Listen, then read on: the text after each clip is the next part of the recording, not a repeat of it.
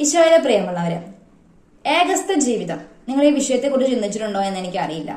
ഈ പലപ്പോഴും നമ്മൾ വിവാഹം അല്ലെങ്കിൽ സന്യാസം ഈ രണ്ട് ഓപ്ഷനുകളാണ് നമ്മുടെ മുമ്പിൽ വെക്കുക. ഇന്നത്തെ ഒരുപാട് പ്രശ്നങ്ങൾ സഭയുടെ സമൂഹത്തിന്റെ വിശ്വാസ കാര്യങ്ങളിലൊക്കെ സംഭവിച്ചതുകൊണ്ട് സന്യാസത്തിന് പോകുന്ന ആളുകളുടെ എണ്ണം കുറയുന്നു എന്നാണ് പറയപ്പെടുന്നത്. പക്ഷെ ദൈവം വിളിച്ചിട്ടുണ്ടെങ്കിൽ തീർച്ചയായിട്ടും അവൻ ദൈവത്തിലേക്ക് തന്നെ എത്തും. അവന് മറ്റൊരു ജീവിതാന്തസ്സിലേക്ക് പോകാൻ പറ്റുമെന്ന് എനിക്ക് തോന്നുന്നില്ല. സമൂഹത്തിൽ എന്ത് സംഭവിച്ചാലും, സഭയിൽ എന്ത് സംഭവിച്ചാലും, എത്ര പേർ വീണുപോയാലും ദൈവത്തിന്റെ തെരഞ്ഞെടുപ്പുകൾ നടന്നുകൊണ്ടേയിരിക്കും. സന്യാസത്തിലേക്ക് എത്തേണ്ടവർ എത്തിക്കൊണ്ടേയിരിക്കും. അതാണ് ഒരു വശം. ഇനി മറ്റൊന്ന് വിവാഹ ജീവിതം. ഈ വിവാഹ ജീവിതവും എല്ലാവർക്കുമുള്ള വിളിയൊന്നുമല്ല. ഈ സന്യാസം തിരഞ്ഞെടുക്കുമ്പോൾ നിങ്ങൾ എന്തുമാത്രം ആലോചിക്കുന്നുണ്ടോ അതുപോലെ തന്നെ ആലോചിച്ച് സ്വീകരിക്കേണ്ട ഒരു ജീവിതാന്തസ്സാണ് വിവാഹം എന്ന് പറയുന്നത്. പലരെ കുറിച്ചും ദൈവത്തിനുള്ള വിവാഹത്തിന്റെ പദ്ധതികൾ ആയിരിക്കണമെന്നില്ല അത്. ഇനി വളരെ എല്ലാവരും വിവാഹം കഴിക്കുന്നു, അതുകൊണ്ടും ഞാൻ വിവാഹം കഴിക്കുന്നു. ചിലപ്പോൾ നിങ്ങളെ കുറിച്ചുള്ള ദൈവിക പദ്ധതി അത് ആയിരിക്കണമെന്നില്ല. ഇനി വീട്ടുകാർ പറയുന്നു, നാട്ടുകാർ പറയുന്നു, അതുകൊണ്ട് വിവാഹം കഴിക്കുന്നു, അതുമല്ല അതിന്റെ ഒരു സൊല്യൂഷൻ.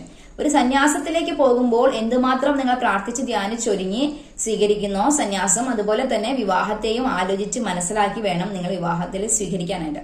നിങ്ങളുടെ ശാരീരികമായ ആവശ്യങ്ങൾക്ക്, നിങ്ങളുടെ ഭൗതികമായ ആവശ്യങ്ങൾക്ക് വേണ്ടി ഒന്നുമല്ല ഒരു ദാമ്പത്യത്തിൽ ഒരു പാർട്ട്ണറെ നിങ്ങൾ കണ്ടെത്തേണ്ടത്. ഈ കൃത്യമായ സമയത്ത് ദൈവം നിങ്ങൾക്ക് വേണ്ടി ഒരുക്കി വെച്ചൊരു ദാമ്പത്യത്തില് ദൈവം നിങ്ങൾക്ക് വേണ്ടി ഒരുക്കി വെച്ച ഒരു പങ്കാളിയെ കണ്ടെത്താൻ ദൈവം നിങ്ങളെ സഹായിക്കുകയും നിങ്ങൾ അങ്ങനെ ഒരു ദൈവിക പദ്ധതി പ്രകാരം വിവാഹത്തിലേക്ക് പ്രവേശിക്കുകയുമാണ് ചെയ്യുന്നത്. അങ്ങനെ ദൈവം നിങ്ങൾക്ക് വേണ്ടി ഒരു പദ്ധതി പ്രകാരം ഒരാളെ തിരഞ്ഞെടുക്കുമ്പോൾ അത് ദൈവം തന്റെ ജ്ഞാനത്തിൽ നിന്നും നിങ്ങളുടെ മറ്റെന്തെങ്കിലും നിങ്ങളുടെ ആത്മീയ തലം കൂടെ മനസ്സിലാക്കി, നിങ്ങളുടെ ആത്മാവിന്റെ യാത്ര കൂടെ മനസ്സിലാക്കി, നിങ്ങളെ കുറിച്ചൊരു ദൈവിക പദ്ധതി കൂടി മനസ്സിലാക്കിയിട്ടൊക്കെയാണ് നിങ്ങൾക്ക് ഒരു ദാമ്പത്യത്തിൽ ഒരു പാർട്ട്ണറെ തരിക. അതുകൊണ്ടാണ് പലപ്പോഴും നിങ്ങൾക്ക് എന്തുകൊണ്ട് ഇതുപോലെ ഒരു പാർട്ട്ണർ കിട്ടിയെന്ന് മനസ്സിലാകാത്തത്. നമ്മുടെ ബുദ്ധി കൊണ്ട് ചിന്തിച്ചാൽ ചിലപ്പോൾ മനസ്സിലാകുന്ന ഒരു കാര്യമല്ല ഈ ദാമ്പത്യം. അത് ദൈവം തന്റെ ജ്ഞാനത്തിൽ നിന്നും ഉണ്ടാക്കിയിട്ടുള്ള ഒരു സംവിധാനമാണ്. അതുകൊണ്ട് തന്നെ ദാമ്പത്യ ജീവിതത്തിനകത്ത് ഒരു ജ്ഞാനമുണ്ട്. അല്ലെങ്കിൽ വിവാഹം കഴിക്കണോ വേണ്ടേ എന്നുള്ളത് സ്വർഗത്തിൽ നിന്ന് തന്നെ നിങ്ങൾക്ക് ഉത്തരം കിട്ടേണ്ട ഒരു സംഗതിയാണ്. ഇനി സന്യാസം, വിവാഹത്തെക്കുറിച്ച് നമ്മൾ സംസാരിച്ചു കഴിഞ്ഞു. പക്ഷെ ഇതൊന്നുമല്ലാതെ ഈ കാലഘട്ടത്തിൽ ഞാൻ മനസ്സിലാക്കുന്നത്, ഞാൻ ഒന്ന് രണ്ട് പേരോട് പറയുകയും ചെയ്തു, ഏകസ്ഥ ജീവിതം എന്നൊരു ജീവിതമുണ്ട്. എനിക്ക് തോന്നുന്നു ദാമ്പത്യത്തിലേക്ക് പ്രവേശിച്ച ചിലരെ പോലും ദൈവം മാറ്റി നിർത്തുന്നുണ്ട് ഏകസ്ഥ ജീവിതത്തിന് വേണ്ടിയിട്ട്. കാരണം ദൈവത്തിന് വേലക്കാരെ ആവശ്യമുണ്ട്. കാലഘട്ടം വളരെ മോശമായി പോയിക്കൊണ്ടിരിക്കുമ്പോൾ സുവിശേഷം മാത്രം പറയുന്നതിന് വേണ്ടി മാത്രമല്ല, മറിച്ച് ശുശ്രൂഷാ ജീവിതത്തിന് വേണ്ടി ദൈവത്തിന് വേലക്കാരെ ആവശ്യമുണ്ട്. വിവാഹവുമല്ല സന്യാസവുമല്ല നിങ്ങളുടെ വിളിയെങ്കിൽ ഏകസ്ഥ ജീവിതം എന്ന് പറയുന്ന ഒരു സംഗതിയെ കുറിച്ച് നിങ്ങൾ ധ്യാനിക്കേണ്ടതുണ്ട്. നിങ്ങൾ ചോദിച്ച് ആരാഞ്ഞ് മനസ്സിലാക്കേണ്ടതുണ്ട്. എന്താണ് ഏകസ്ഥ ജീവിതം എന്ന് ഞാൻ മനസ്സിലാക്കുന്നത്, ഞാനൊരു വിവാഹ ജീവിതത്തിലായിരിക്കുമ്പോൾ എനിക്ക് ഒരുപാട് കാര്യങ്ങൾ ചെയ്യേണ്ടതുണ്ട്, ഒരുപാട് ഉത്തരവാദിത്തങ്ങളും കാര്യങ്ങളും ഒക്കെ ഉണ്ട്. അപ്പൊ ഞാൻ ഒരു പ്രത്യേക കാര്യത്തിന് വേണ്ടി ഇറങ്ങിത്തിരിക്കുന്നതിന് മുൻപ് എനിക്ക് കമ്മിറ്റ്മെന്റ്സുകളും റെസ്പോൺസിബിലിറ്റീസ് ഒക്കെ ഒരു സൈഡിലുണ്ട്. അതേസമയം ഏകസ്ഥ ജീവിതം നയിക്കുന്ന ഒരു വ്യക്തിയെ സംബന്ധിച്ചിടത്തോളം ദൈവത്തിന് അവരെ അയക്കുന്നതിന്, അവരിലൂടെ പ്രവർത്തിക്കുന്നതിനൊക്കെ ഒരുപാട് സാധ്യതകളാണുള്ളത്.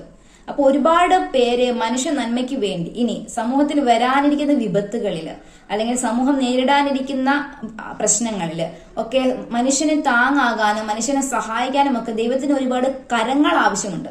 നമ്മൾ ദൈവത്തിന്റെ ശരീരത്തിൽ ഉപകരണങ്ങളാണെന്നല്ല പറയുന്നത്. അതുപോലെ ദൈവത്തിന് ഒരുപാട് കൈകൾ ആവശ്യമുണ്ട്. നാവുകൾ മാത്രമല്ല കർത്താവിന് ആവശ്യമുള്ളത്. ഒരുപാട് ഇപ്പൊ എല്ലാ വൈദികനും സുവിശേഷം പറയുന്നവരാണ് അല്ലെ. ഇപ്പൊ ഒരുപാട് സ്ഥാപനങ്ങൾ നടത്തുന്നവരും എല്ലാം ഉണ്ട്. അപ്പൊ അതെല്ലാം ഒരു സിസ്റ്റത്തിനകത്ത് അല്ലെങ്കിൽ ഒരു സംവിധാനത്തിനകത്ത് നടത്തുന്നവരാണ്. അതും അവിടെയും ചിലപ്പോൾ ലിമിറ്റേഷൻസ് ഉണ്ടാകുന്നു. നമ്മളൊരു സന്യാസ സംവിധാനത്തിലേക്ക് പോകുമ്പോൾ അവർക്ക് അവരുടേതായ ഒരു മിഷനുണ്ട്, അവർക്ക് അവരുടേതായ നിയമങ്ങളുണ്ട്. അതിനെ പാലിച്ചുകൊണ്ടും അതിനെ മാനിച്ചുകൊണ്ടും ഒക്കെ അവർക്ക് പോകാൻ സാധിക്കൂ. അതിനകത്ത് നിന്നുകൊണ്ടാണ് അവർ പ്രവർത്തിക്കുന്നത്. ഇപ്പൊ വിവാഹ ജീവിതത്തിൽ വരുമ്പോൾ ഒരുപാട് ലിമിറ്റേഷൻസ് കൂടുന്നുണ്ട്.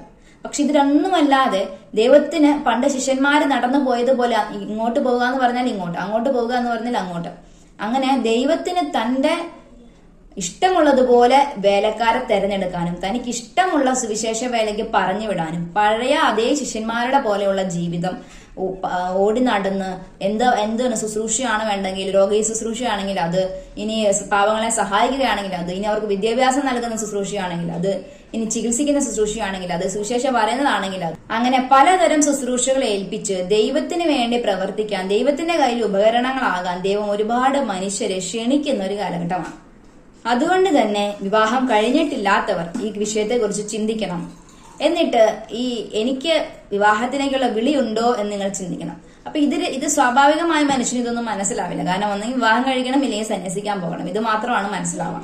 പക്ഷെ ദൈവം ഇതൊന്നുമല്ല നിങ്ങളോട് പ്രചോദിപ്പിക്കുന്നത് നിങ്ങൾക്ക് ആത്മാവിൽ തോന്നുന്നുണ്ടെങ്കിൽ അതൊരു ആത്മീയ മനുഷ്യരുമായി ഡിസ്കസ് ചെയ്ത് നിങ്ങൾ അതിനെക്കുറിച്ച് മനസ്സിലാക്കിയതിന് ശേഷം നിങ്ങൾ അതിൽ നിലനിൽക്കാൻ തീരുമാനിക്കണം.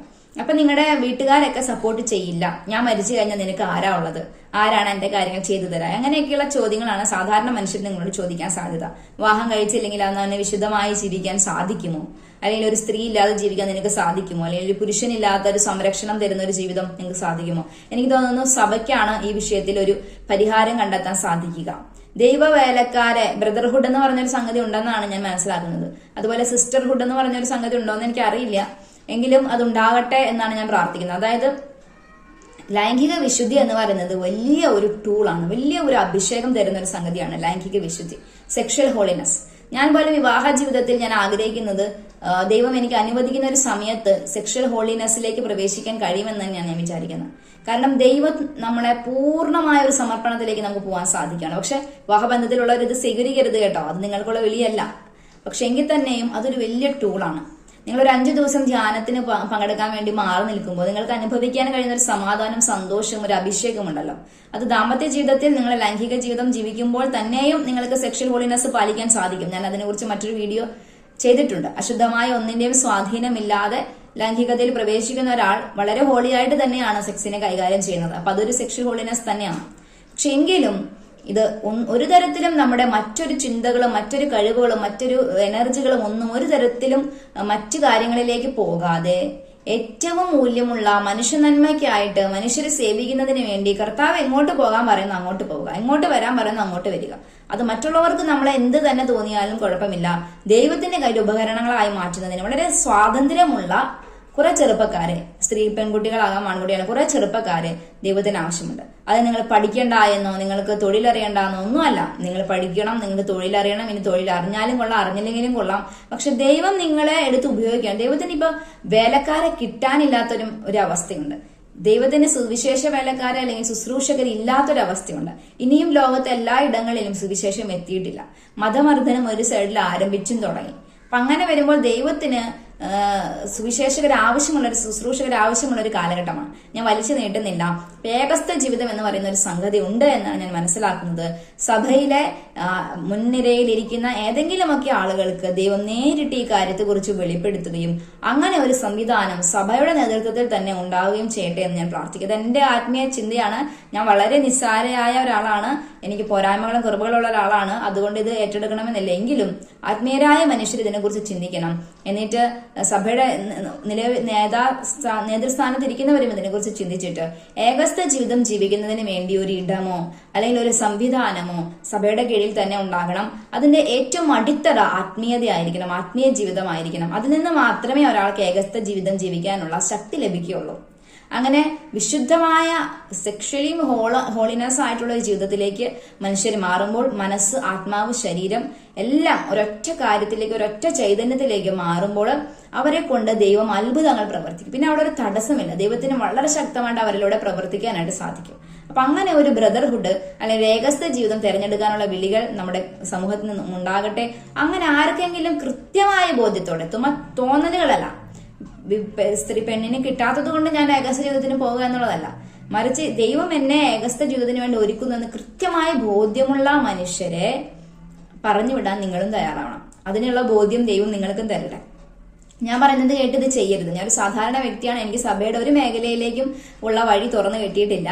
ഞാൻ എന്റെ ആത്മീയ ബോധ്യത്തിൽ നിന്ന് പറയണ ഏകസ്ഥ ജീവിതത്തിന് ദൈവം ഇപ്പോൾ അങ്ങനെ ഒരു സംവിധാനത്തെ ദൈവം ആഗ്രഹിക്കുന്നുണ്ട്. അപ്പം സഭയുടെ ഏറ്റവും ഉയർന്ന ആത്മീയ മനുഷ്യരുമായി ഡിസ്കസ് ചെയ്ത് ഏറ്റവും ആത്മീയതയിൽ നിൽക്കുന്ന മനുഷ്യരുമായി സംസാരിച്ച് മാത്രം ഇങ്ങനെ ഒരു ജീവിതം തിരഞ്ഞെടുക്കുക, ഇങ്ങനെ ഒരു സംവിധാനത്തെ പറ്റി ചിന്തിക്കുക. ഇനി മറ്റൊരു കാര്യം കൂടെ, എന്റെ ജീവിത സാഹചര്യങ്ങളുടെ വെളിച്ചത്തിൽ എന്റെ വ്യക്തിപരമായ കാര്യമാണ്, ഇത് തീർത്തും എന്റെ വ്യക്തിപരമായ കാര്യമാണ്, എങ്കിലും പറയാൻ പ്രേരണ ഉണ്ടാകുന്നത് കൊണ്ട് മാത്രം പറയുകയാണ്. മനസ്സിലാക്കുന്നത് ദൈവവിളി എന്ന് പറയുന്നത് വ്യക്തിപരമാണ്. ദൈവം ആരെ എങ്ങനെ എപ്പോൾ വിളിക്കുന്നു എന്നുള്ളതും വ്യക്തിപരമാണ്. അപ്പൊ ഞാൻ എന്റെ ഒരു ജീവിതത്തിൽ നടക്കുന്ന ഒരു കാര്യം അല്ലെങ്കിൽ എന്റെ ഒരു ആത്മീയ ബോധ്യമാണ് ഞാൻ പറയുന്നത്. 12 വർഷത്തെ ദാമ്പത്യ ജീവിതത്തിന് ശേഷം ഏകസ്ഥ ജീവിതത്തിലേക്ക് പ്രവേശിക്കണം എന്നൊരു പ്രേരണ എനിക്ക് ലഭിക്കുകയാണ്. ഞാൻ ആദ്യം അതിനെ തിരസ്കരിച്ചു. കാരണം സഭയോ സംവിധാനങ്ങളോ വിവാഹ ജീവിതത്തിലേക്ക് പ്രവേശിച്ച ആർക്കും തന്നെ അങ്ങനെ ഉത്തരവാദിത്തങ്ങൾ ഉപേക്ഷിച്ച് കടക്കാൻ സാധിക്കത്തില്ല നിയമപ്രകാരം. പക്ഷെ ഉത്തരവാദിത്തങ്ങൾ ഉപേക്ഷിക്കുകയോ അതിൽ നിന്ന് മോടി ഒളിക്കുകയോ ഒന്നുമല്ല, മറിച്ച് മനസ്സുകൊണ്ട് ഈ ദാമ്പത്യത്തിൽ എനിക്ക് കിട്ടിയിട്ടുള്ള പരിശീലനം, ദാമ്പത്യത്തിലായിരുന്നപ്പോഴും ഞാനൊരു സന്യാസ മനോഭാവത്തിലാണ് ജീവിച്ചിട്ടുള്ളത്. അതിന് ദൈവം എനിക്ക് എല്ലാ സാഹചര്യങ്ങളും ദാമ്പത്യത്തിൽ ഒരുക്കി തന്നത് എന്റെ ജീവിത പങ്കാളിയുടെ ഒരു പോരായ്മയൊന്നുമല്ല, മറിച്ച് എന്റെ ജീവിത പങ്കാളിയിലൂടെ ദൈവം എന്നെ രൂപീകരിച്ചതാണത്, എന്നെ വഴി നടത്തിയതാണത്. അപ്പൊ ഞാൻ എന്തിനു വേണ്ടി എന്നെ ദൈവം ദാമ്പത്യത്തിൽ പരിശീലിപ്പിച്ചോ അതിലേക്ക് 12 വർഷത്തെ ദാമ്പത്യത്തിന് ശേഷം ഞാൻ പ്രവേശിച്ചിരിക്കുകയാണ്.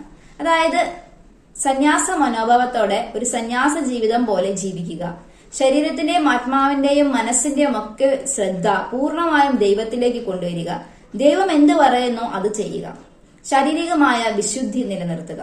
അത് ആരുടെയും അവകാശങ്ങളെയോ ആരുടെയും താല്പര്യങ്ങളോ ഇല്ലായ്മ ചെയ്തുകൊണ്ടല്ല, മറിച്ച് അതിനുവേണ്ട സൗകര്യങ്ങളും അതിനുവേണ്ട സാഹചര്യങ്ങളും ദൈവം തന്നെ ഒരുക്കി, ആരെയും വേദനിപ്പിക്കാതെയും ആരെയും നിരാശപ്പെടുത്താതെയും ദൈവം തന്നെ അതിനുവേണ്ട വഴികൾ തുറന്നു തന്നു. ദൈവം തന്നെ എന്റെ പോകേണ്ട അല്ലെങ്കിൽ അതിൽ നിന്ന് പുറത്തു കിടക്കേണ്ട സാഹചര്യങ്ങളെല്ലാം ഒരുക്കി തന്നു. ദൈവം എന്നെ സംരക്ഷിക്കുന്നതിന് വേണ്ട എല്ലാ കാര്യങ്ങളും ഒരുക്കി തന്നു. എവിടേക്ക് വരണം, എന്ത് ചെയ്യണം, എങ്ങനെ അത് തുടങ്ങണം, എല്ലാം ദൈവം പറഞ്ഞു തന്നു. അങ്ങനെ ഞാനിപ്പോൾ വീണ്ടും ഒരു ഏകസ്ഥ ജീവിതത്തിന്റെ ഒരു തലത്തിലേക്ക് വന്നെത്തി നിൽക്കുകയാണ്. നിങ്ങൾക്ക് ഇതിനെ വിമർശിക്കാം, കുറ്റപ്പെടുത്താം, എന്ത് വേണമെങ്കിലും ചെയ്യാം. ഞാൻ കണ്ണടയ്ക്കുമ്പോൾ അല്ലെങ്കിൽ എനിക്കുണ്ടാകുന്ന ദർശനങ്ങൾ, എനിക്കുണ്ടാകുന്ന സ്വപ്നങ്ങൾ എന്ന് പറയുന്നത് ഞാൻ ഒരുപാട് അനാഥരായ മനുഷ്യർക്ക് വേണ്ടി പ്രവർത്തിക്കുന്നതാണ്. പ്രസംഗിക്കുന്നതല്ല, പ്രവർത്തിക്കുന്നതാണ്. പ്രസംഗിക്കുന്നതിനെ വേണമെങ്കിൽ എനിക്ക് കുഴപ്പമില്ല, ഏത് കടമകൾ ചെയ്തുകൊണ്ടും എനിക്കിങ്ങനെ ഇരുന്ന് പ്രസംഗിക്കാവുന്നതുള്ളൂ. പക്ഷെ ഞാൻ പ്രവർത്തിക്കുന്നതാണ് കാണുന്നത്. അതിന് ദൈവം എന്നെ സ്വതന്ത്രമാക്കേണ്ടതുണ്ട് പലതിൽ നിന്നും.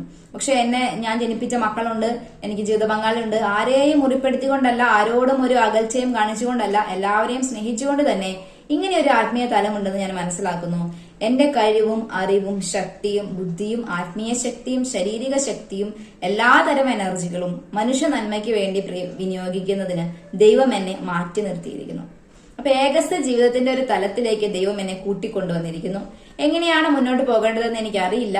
മനുഷ്യ നന്മയ്ക്ക് വേണ്ടി പ്രവർത്തിക്കുക, മനുഷ്യർക്ക് വേണ്ടി നിലകൊള്ളുക, കുഞ്ഞുങ്ങൾക്ക് വേണ്ടി എന്തെങ്കിലുമൊക്കെ ചെയ്യുക എന്നതാണ് എനിക്ക് കിട്ടിയിട്ടുള്ള ആത്മീയ ബോധ്യം. ദൈവത്തിന്റെ കയ്യിൽ ഉപകരണമാകാൻ വേണ്ടി പ്രാർത്ഥിച്ച് ധ്യാനിച്ച് കാത്തിരിക്കുന്നു.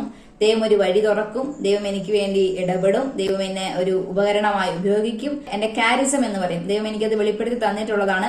എന്റെ കാരിസം, ഞാൻ ഭൂമിയിൽ ചെയ്യേണ്ട ദൈവിക പ്രവൃത്തി എന്ന് പറയുന്നത് അനാഥരായ മനുഷ്യർക്ക് വേണ്ടി, കുഞ്ഞുങ്ങൾക്ക് വേണ്ടി പ്രത്യേകിച്ച് നിലകൊള്ളുക എന്നുള്ളതാണ്. അപ്പൊ അതെന്റെ വിളിയാണെന്നുള്ള കൃത്യമായ ആത്മീയ ബോധ്യം ദർശനങ്ങളിലൂടെയും വെളിപാടുകളിലൂടെയും ആത്മീയ ബോധ്യങ്ങളിലൂടെയും വചനങ്ങളിലൂടെ ഒക്കെ വർഷങ്ങളുടെ ഒരുക്കം, പ്രാർത്ഥന, സ്ഥിരീകരണം, ഇതിനുശേഷമാണ് ഞാൻ ഇങ്ങനെ ഒരു തീരുമാനത്തിലേക്ക് എത്തിയിട്ടുള്ളത്. അത് വളരെ കുറച്ചു പേർക്കെങ്കിലും അങ്ങനെ ഒരു വിളി ഉണ്ട് എന്നാണ് ഞാൻ വിചാരിക്കുന്നത്. വളരെ വളരെ വളരെ കുറച്ചു പേർക്ക്. അപ്പൊ അതുപോലെ ഒരു വിളിയാണ് എന്റെ എന്ന് ഞാൻ വിചാരിക്കുന്നു. അപ്പൊ എനിക്ക് വേണ്ടി പ്രാർത്ഥിക്കണം. മദർ തെരേസ മിഷൻ എന്ന് പറയുന്ന മദർ തെരേസയെ പോലെ സുവിശേഷ വേല ചെയ്യുന്നതിന് വേണ്ടി, എനിക്കും ഒരു വാതിലൊരുങ്ങുന്നതിന് വേണ്ടി നിങ്ങൾ പ്രാർത്ഥിക്കണം. അപ്പൊ ഇതെല്ലാവർക്കുമുള്ള വിളിയല്ല, ഇതിൽ വർഷങ്ങളുടെ ഒരുക്കമുണ്ട്. എന്റെ ഈ ഒരു അവസ്ഥ നിങ്ങളോട് പറയാനായിട്ടുള്ള കാരണം, വിവാഹ ജീവിതത്തിന്റെ കുറച്ചു വർഷങ്ങൾ കഴിയുമ്പോൾ നിങ്ങളുടെ ഉത്തരവാദിത്തങ്ങളും കാര്യങ്ങളും ഒക്കെ ഒന്ന് ഒതുങ്ങുമ്പോഴോ അല്ലെങ്കിൽ നിങ്ങൾക്ക് തന്നെ ദൈവം ഒരുക്കുന്ന ഒരു സമയമുണ്ടാകും. മറ്റു വഴികൾ ദൈവം കാണിച്ചു തരും. നിങ്ങളെ തന്നെ ദൈവം ഒരുക്കും, വർഷങ്ങൾ ഒരുക്കും. നിങ്ങളുടെ ദാമ്പത്യ പങ്കാളിയെയും ദൈവം ഒരുക്കും.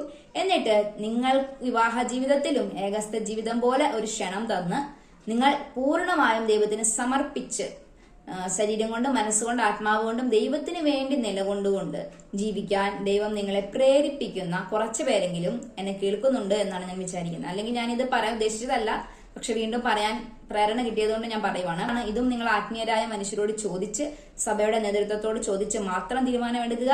എന്റെ ജീവിതത്തിൽ ഞാൻ അങ്ങനെ ഒരു പാത തെരഞ്ഞെടുത്തിരിക്കുന്നു. യേശുവിന്റെ കയ്യിൽ ഉപകരണമായിട്ട് കർത്താവിനെ മാറ്റുന്നതിന് വേണ്ടി നിങ്ങൾ പ്രാർത്ഥിക്കണം. ഒരു പ്രവർത്തന മേഖല തുറന്നു കിട്ടുന്നതിന് വേണ്ടി നിങ്ങൾ എനിക്ക് വേണ്ടി പ്രാർത്ഥിക്കണം. സുവിശേഷ വേല ചെയ്യുന്നതിന് ഒരു മേഖല തുറന്നു കിട്ടുന്നതിന് വേണ്ടിയും നിങ്ങൾ എനിക്ക് വേണ്ടി പ്രാർത്ഥിക്കണം. ദൈവം നിങ്ങളെ സമൃദ്ധമായിട്ട് അനുഗ്രഹിക്കട്ടെ. ആമേൻ.